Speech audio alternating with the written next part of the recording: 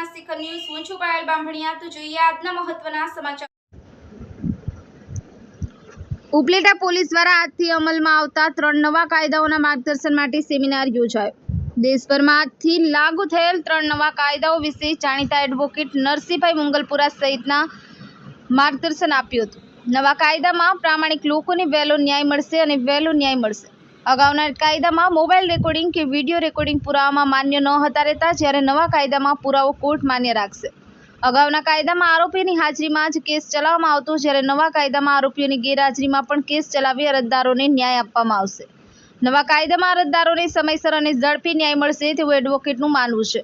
નવા કાયદા police, advocate અને આમ જનતા માટે ન્યાયરૂપ બની રહેશે તેવો આશાવાદ ઉપલેટાના પીઆઈ ગોહિલે વ્યક્ત કર્યો હતો।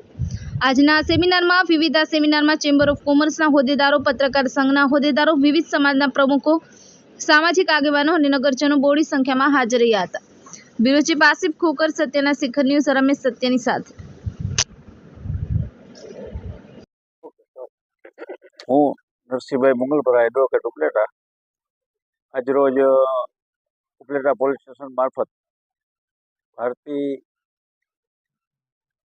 દંડ સંહિતા, ભારતીય નાગરિક સંરક્ષણ અધિનિયમ અને ભારતીય સાક્ષ્ય અધિનિયમ, આ 3 નવા કાયદા ભારત સરકારે બનાવ્યા અને એનો આજ તારીખથી 1 તારીખ 1/7થી અમલમાં આવ્યા। એના અનુસંધાને ઉપલેટા પોલીસ સ્ટેશન તરફથી લોકોની જાગૃતિ માટે નવા કાયદાની થોડીક લોકોને જાણ મળે અને એનાથી માહિતગાર થાય